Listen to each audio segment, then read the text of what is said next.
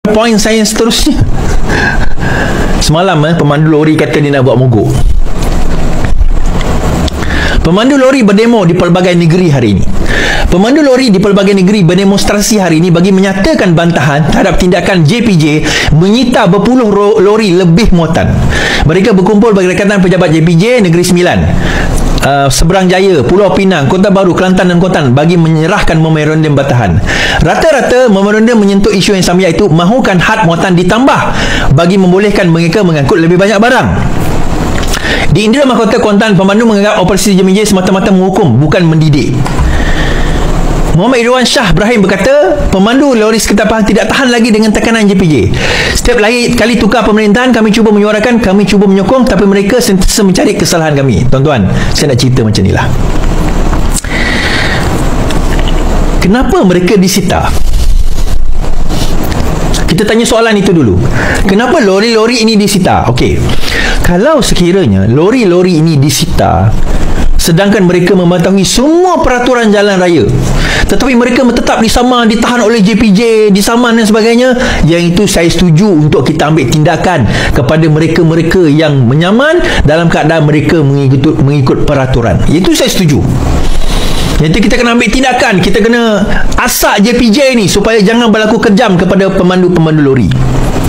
Isunya sekarang ini, mereka membawa lebih muatan. Itu isu je. Now, soalan kita, apakah beza kalau mereka membawa cukup muatan yang mengikut spek dengan membawa lebih muatan? Itu soalan kita. Sebenarnya yang bawa lebih muatan ni bayaran dia lebih. Now, katakanlah kita naikkan muatan itu ikut apa kehendak mereka. Sebelum kita cerita bahaya, kita naikkan. Katakanlah sekarang ini menurut JPJ, mereka membawa sehingga 140% lebih daripada muatan yang dibenarkan. Dia ada 100%, 40% more. Saya kita naikkan kepada 140% ni.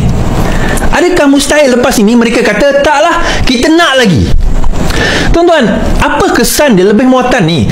Bila JPJ menetapkan had muatan kepada lori-lori tertentu, dia bukan main letak je.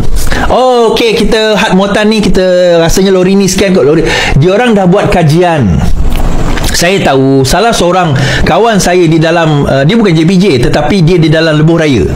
Dia buat PhD. Ni bukan calang-calang, yang ada PhD ni. Dia buat kajian on on safety, road safety, keselamatan jalan raya. Dan antara benda dia kaji adalah berkaitan dengan lori lebih muatan. Di samping lori lebih muatan ni akan merosakkan jalan raya. Lori lebih muatan dia akan merosakkan jalan raya. Sekali dia lalu bolehlah berpuluh lori berkali-kali setiap hari, bertahun-tahun tak rosak jalan raya. Ya, jalan raya akan rosak over long term period, tetapi lori lebih muatan akan mempercepatkan lagi proses. Kos dia kat situ macam mana? Tapi kita kena dia macam ni, tuan-tuan. Bila lori itu diletakkan had sedemikian, apa sebab dia? Pertama, kita kata jalan raya tadi. Kedua, keselamatan kami pemandu ni yang tak bawa lori macam mana? Saban kali kita tengok lori terbalik, lori lebih muatan terbalik, tuan-tuan. Yang tak hempap okey lah, yang menghempap, pemandu-pemandu ni macam mana? Tak. Kalau dia sita tu sebab memang dia orang yang rasuah, minta rasuah ke, kerana walaupun dia cukup muatan tetap kena sita, itu saya faham. Itu kita kena tentang, kita kena mogok sebab mereka menindas. Tapi kalau kita dah bawa lebih muatan dan kita kena saman, kita nak kata macam ni, itu undang-undang dia. Tak, kita kena bagi. Okey, kita bagilah. Kita bagilah lebih muatan tu. Selepas itu mereka tak minta lagi lebih. Habis yang mereka dapat, kita sebagai pemandu, keselamatan kita bagaimana? Kita share the same road dengan lori-lori besar ni, tuan-tuan. Kita share the same road dengan lori-lori lain lah. Kalau lori besar tu adalah muatan dia sendiri. Sebab tu saya tanya soalan tadi tu. Kalau dibawa sama 100% buatan yang cukup pada lori tu dengan lebih muatan, ada beza tak daripada segi pendapatan dia? Jawapannya ada lah. Jadi akhirnya dia bukan sebab dia kena buli, rasuah, pegawai JPJ tu apa orang kata sengaja nak kenakan dia orang, bukan. Sebab mereka melanggar peraturan. The moment mereka ikut peraturan, adakah itu akan jadi satu kesalahan? Now, kenapa kita sukar sangat nak mengikut peraturan? Dan kita fikir pasal diri kita, oh pendapatan kita kurang dengan keadaan ekonomi sebegini. Nak keselamatan kami macam mana? Tak boleh cakap itu, dia orang berdemo. Taklah, hak dia boleh lah berdemo. Habis saya tak nak bersuara. Habis keselamatan kami sebagai pengguna jalan raya yang bayar road tax juga ni, bot-bot kecil macam kami ni macam mana? Bila jalan raya tu rosak, yang teruknya kita juga sebagai pengguna, kita juga sebagai taxpayer, kita nak mengiring lori lebih muatan ni bahaya tuan-tuan. Keselamatan kami macam mana? And that is why kenapa undang-undang tu diletakkan kat situ. Kenapa lori 90 km sejam dekat lebuh raya, kenapa muatan dia lebih sekian, kenapa kereta hanya 110 km sejam. Peraturan itu ada sebab dia, ada kajian dia. Bukan marah. Nanti ada pemandu lori marahkan saya, sudi kau. Tak, I'm arguing against your logic. You all ada hak, saya pun ada hak. You all nak bersuara, saya pun boleh bersuara. Bagi saya tuan-tuan, akhirnya kita kena kembali kepada benda yang rasional lah. Kenapa dia nak letak muatan macam tu? Ada sebab dia. Kalau tuan-tuan perasan, dekat lebuh raya tu siap dia ada penimbang. Apa tujuan penimbang tu? Pernah fikir tak? Penimbang lori tu kan, bukan untuk kereta, untuk lori. Apa tujuan penimbang tu?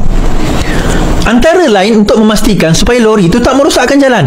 Bila jalan raya, lebuh raya, jalan raya itu dah dibuat, dia ada load dia, maksimum load yang boleh. Dan memang lori itu, tuan-tuan tak percaya, tuan-tuan tengok kat Kelang, jalan raya kat area Kelang, Port Kelang tu kan, teruk. Kenapa? Sebab itu kawasan industri. Lori saban hari, bukan kata hari, setiap minit kot lori lalu kat situ. Tengok kesan dia. Itu lori mungkin dengan ikut muatan. Bayangkan kalau lebih muatan. Mungkin satu lori ikut muatan, katakanlah, let's say lah, ini hypothetical saja, lori lebih muatan, bila dia lalu, katakanlah ini saya pun tak ada kajian ni, katakanlah satu lori dengan ikut muatan yang betul boleh lalu satu hari 100 lori. Nah, disebabkan dia lebih muatan sikit daripada orang lain, akhirnya yang boleh lalu mungkin tinggal 6 saja. Kerana apa?